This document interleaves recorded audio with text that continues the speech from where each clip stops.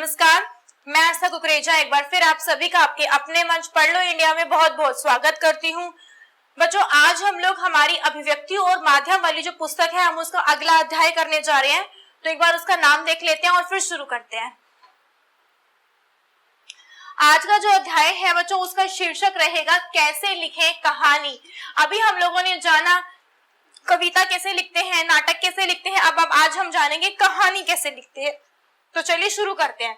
सबसे पहले कहानी की परिभाषा, किसी घटना, कोई पात्र को, इसको हम कैरेक्टर बोलते हैं, वो समस्या का क्रमबद्ध ब्यौरा या कोई समस्या आ गई है जिसमें परिवेश हो, परिवेश यानी कि जिसमें जिस आसपास जिस जगह पे आप रहते हैं वो द्वंदात्मक का मतलब होता है कोई एक द्वंद्व हो, यानी कि अगर एक व्यक्ति एक चीज कह रहा है तो दूसरा उसकी दूसरी चीज बोल रहा है, यानी कि ओपोजिशन जिसको बोलते हैं।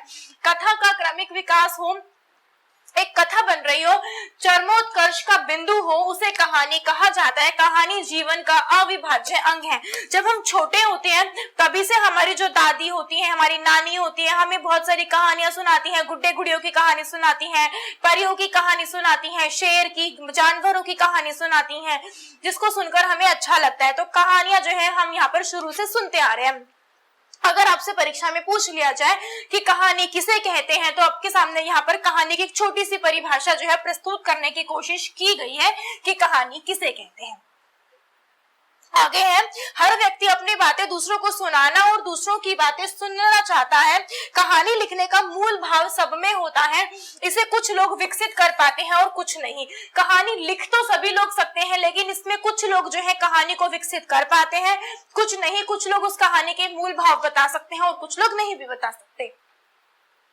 आगे है, कहानी हिंदी साहित्य के गद्य भाग का एक अभिन्न अंग है। कहानी जो है आधुनिक युग की देन मानी जाती है। इसकी समाप्ति एक बैठक में संभव है, अर्थात कहानी इतनी संक्षिप्त होती है कि एक व्यक्ति एक बैठक में इसे पढ़ लेता है। मुद्रण कला के विकास से गद्य साहित्य ने विकास की गति को निरंतर पकड़ा है। साथ ही मध्यम वर्गीय पाठकों के उदय से कहानी लिखने और पढ़ने के क्षेत्र में जो कहानी है वो उत्पन्न हुई है। हम शुरू से ही हमारे यहाँ पे राजे महाराजाओं की कहानी हो जाती है, या फिर हमारे भारतीय इतिहास में जो है रामायण पढ़ते हैं हम लोग, उसमें भी हम उसके पात्रों को कहानी के रूप में पढ़ लेते हैं। महाभारत के पात्रों को हम कहानी के रूप में पढ़ लेते हैं, या फिर पुराने समय में हमारी संस्कृति से जुड़ी हुई बहुत सारी कहानियां हैं। तो हम इन सब चीजों को शुरू से ही कहानी के रूप में पढ़ते आ रहे हैं।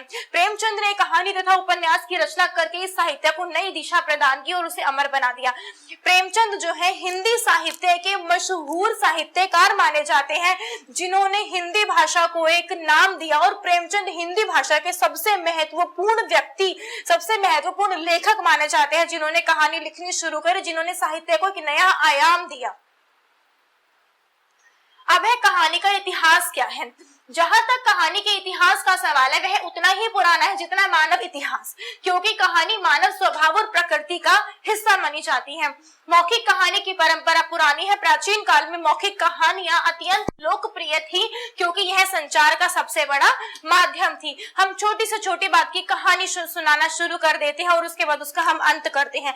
पर बच्चों, इस बात का हमें ध्यान रखना चाहिए कि अगर हम कोई कहानी लिख रहे हैं तो उस कहानी का जो निष्कर्ष है वो होना बहुत जरूरी होता है, क्योंकि बिना निष्कर्ष के और बिना जो शिक्षा की जो कहानी है वो संपन्न नहीं मानी जाती है। धर्म प्रचारकों ने भी अपने सिद्धांत और विचारों को लोगों तक पहुंचाने के लिए कहानी का सहारा लिया था। शिक्षा देने के लिए भी पंचतंत्र जैसी कहानियां लिखी गई जो जग प्रसिद्ध है। यहाँ तक कि प्राचीन काल में शिक्षा का माध्यम भी मौखिक हुआ करता था, जो कि कहानियों पर आधारित होता था।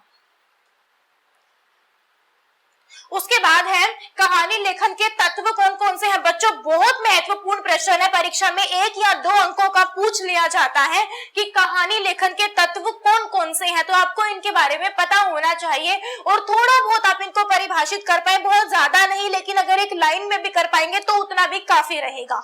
ठीक है, तो इसके जो है कुछ तत्व होते हैं। सबसे पहले कथानक बहुत जरूरी है। कहानी का केंद्र बिंदु बच्चों आपका कथानक होता है, जिसमें प्रारंभ से लेकर अंत तक की सभी घटना और उसके पात्रों का उल्लेख होता है। कथानक को कहानी का प्रारंभिक नक्शा माना जाता है और कहानी का कथानक आमतौर पर कहानीकार के मन में किसी घटना जानकारी, अनुभव या कल्पना के जो कारण है वो उसमें उत्पन्न होता है। उसके बाद है कहानीकार कल्पना का विकास करते हुए परिवेश, पात्र और समस्या को आकार देता है। जब भी आप कोई कहानी लिख रहे होते तो एक आसपास, जैसे मान लीजिए आप कोई जंगल की कहानी लिख रहे हैं तो परिवेश हुआ जंगल, पात्र हो गए वहां के जानवर, शेर हो गया, चूहा हो गया, रैबिट या फिर जो खरगोश हो गया वो हो गया। उसके अलावा समस्या क्या है कि जो शेर है वो सारे जानवरों को खा जाता है, तो इन पर एक जो है आकार देता है तथा एक ऐसा काल्पनिक ढांचा तैयार करता है जो कोरी कल्पना ना होकर संभावित हो। और ये कोरी कल्पना नहीं, क्योंकि शेर वास्तव में जंगल का राजा है और बाकी सारे जानवरों पर वो अत्याचार करता भी है, तो ये कोरी कल्पना नहीं है, इसमें कुछ ना कुछ सच्चाई भी है और लेखक के उद्देश्य से मेल खाता हो। कहानी में प्रारंभ, मध्य और अंत कहानी का पूरा स्वरूप होता है। कहानी शुरू कैसे हो रही है, कहानी की मध्य में क्या है और कहानी का अंत किस प्रकार हो रहा है, ये बहुत ही ज्यादा महत्व रखता है। अगला है द्वंद्व। बच्चों द्वंद्व का मतलब होता है विपरीत, बिल्कुल विपरीतता इसमें क्या आती है, तो कहानी में द्वंद्व के तत्व का होना आवश्यक है। द्वंद्व कथानक को आगे बढ़ाता है और कहानी में रोचकता जो है वो बनाए रखता है। अगर हम जब भी कोई भी कहानी देखते हैं, टीवी में भी आ रही होती है, तो एक इंसान अगर अच्छा है तो दूसरा इंसान को ना उसका जो, जिसको हम बोलते हैं कि वो दिखा दिया जाता है, विलन काइंड ऑफ जिसको बोलते हैं हम, वो दिखा दिया जाता है, तो वो द्वंद्व का काम करता है और उस द्वंद्व से कहानी में रोचकता पैदा होती है। द्वंद्व के तत्वों से अभिप्राय यह है कि परिस्थितियों के रास्ते में एक या अनेक बाधाएं होती हैं, तो वो जो विलन होता है वो बाधा होती है। उन बाधाओं के समाप्त हो जाने पर किसी निष्कर्ष पर पहुंचने का कथानक जो है वो पूरा हो जाता है। उसके बाद कहानी की यह शर्त है कि वह नाटकीय ढंग से अपने उद्देश्यों को पूर्ण करते हुए समाप्त हो जाए। कहानी द्वंद्व के कारण ही पूर्ण होती है। मान लीजिए हम कोई कहानी लिख रहे हैं और उसमें हर चीज अच्छी हो रही है, अच्छी हो रही है और अच्छी ही हो रही है, उसमें कुछ ऐसा है ही नहीं जो अच्छा नहीं है, तो वो कहानी जो है वो बोरिंग हो जाएगी। रामायण की कहानी की बात करें तो रामायण की कहानी संपन्न ही तभी होती है जब उसमें मंथरा के भड़काए जाने पर कैकेयी वो जो है वो क्या बोलते हैं, वो अपने वरदान मांगती है, फिर राम वन को जाता है, रावण आता है, लड़ाई होती है, तो उसमें एक रोचकता उत्पन्न होती है। अगर ये सब ना होता और राम के जीवन में एक सिर्फ उसके जीवन में राज्य का भोग होता और वो सिर्फ इस तरीके से ही चल रहा होता तो शायद उसमें कुछ रोचकता होती भी नहीं। फिर देश काल और वातावरण। हर घटना पात्र और समस्या का अपने देश काल और वातावरण होता है। कहानी को रोचक और प्रामाणिक बनाने के लिए आवश्यक है कि लेखक देश काल और वातावरण का पूरा कि आसपास वातावरण क्या है, हमने जो कहानी ली है उस कहानी के आसपास जो उसका वातावरण है, हमें उस चीज का भी पूरा जो ध्यान है वो हमें रखना होता है। उसके बाद है पात्र। कहानी में पात्र कौन हो, कहानी में मुख्य रूप से पात्र जो होते हैं हम उनके बारे में बात करते हैं। पात्रों का अध्ययन कहानी की एक बहुत ही महत्वपूर्ण और बुनियादी शर्त है। हर पात्र का अपना स्वरूप होता है और उद्देश्य होता है। कहानीकार के सामने पात्रों का स्वरूप जितना स्पष्ट होगा उतनी ही आसानी से उसे पात्रों का चरित्र चित्रण करने में और संवादों को लिखने में आसानी होगी। पात्र वो होते हैं जो वास्तव में कहानी कहते हैं या जो कहानी को जिनके ऊपर बीत रही होती है वो वास्तव में उस कहानी के पात्र होते हैं। और मुख्य रूप से दो पात्र होते हैं, एक प्रमुख होता है और एक गौण होता है। प्रमुख जिसको हम प्राइमरी कहते हैं, गौण जिसको हम सेकेंडरी कहते हैं। प्रमुख पात्र कहानी के नायक होते हैं और नायिका जिसको हम हीरो हीरोइन कहते हैं। गौण पात्र वो होते हैं जो बीच बीच में उपस्थित होकर कथानक को गति प्रदान करते हैं और पाठकों का ध्यान आकर्षित करते हैं और उन्हें मनोरंजन करते हैं। जो मुख्य पात्र है उनके ऊपर तो कहानी चल ही रही है, गौण पात्र बीच बीच में आते हैं और पाठकों का मनोरंजन करते हैं। उसके बाद चरित्र चित्रण, कि उनका चित्रण किस प्रकार किया जाए, कि पात्रों का चरित्र चित्रण पात्रों की अभिरुचियों के माध्यम से कहानीकार द्वारा गुणों को बखान करके पात्र के क्रियाकलापों संवादों के माध्यम से, अब उनको संवाद क्या देने हैं, कितना देना है, उन चीजों पर भी ध्यान जो है वो दिया जाता है। और उसके बाद आता है संवाद। कहानी में संवाद का विशेष महत्व है। संवाद ही कहानी को और पात्रों को स्थापित भी करता है और विकसित भी करता है, साथ ही कहानी को गति देता है, आगे बढ़ाता है। जो घटना या प्रतिक्रिया कहानीकार घटती हुई नहीं दिखा सकता उन्हें संवादों के माध्यम से सामने जो है लाया जाता है। तो यहाँ पर जो संवाद है, हमारा जो बातचीत जो हो रही है, जो डायलॉग्स है, उनका भी बहुत ही ज्यादा महत्व कहानी के अंदर होता है।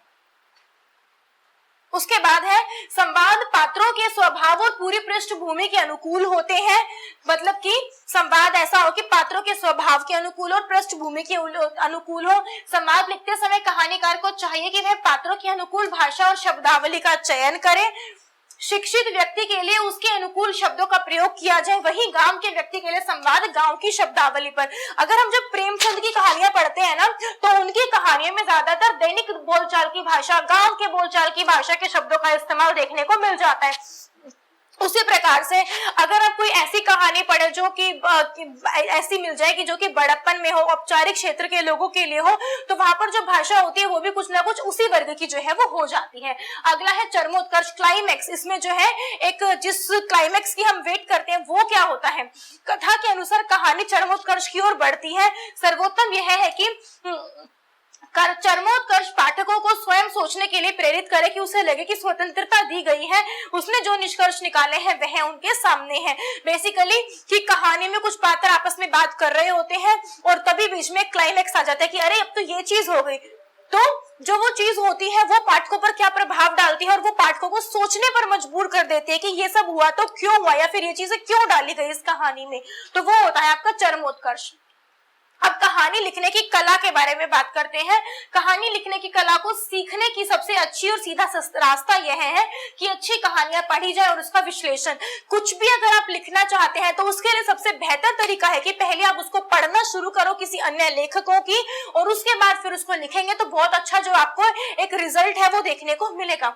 अपने स्मृति तथा अनुभव के आधार पर लिखने की शैली को विकसित करो, और जो भी लिखो उसको अपनी स्मृति के आधार पर लिखो, अनुभव के आधार पर लिखो, और उसमें आप कल्पना के भी आधार पर लिखेंगे तो भी वो जो है आपके लिए बेहतर जो रिजल्ट है वो लेकर आएगा।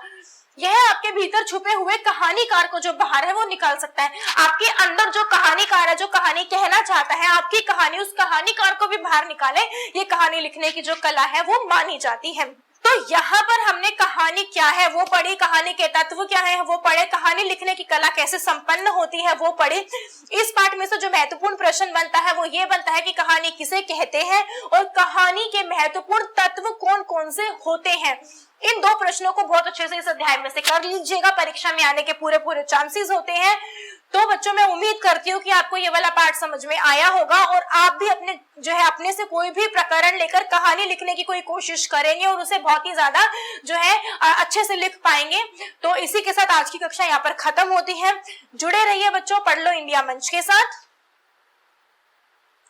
धन्यवाद।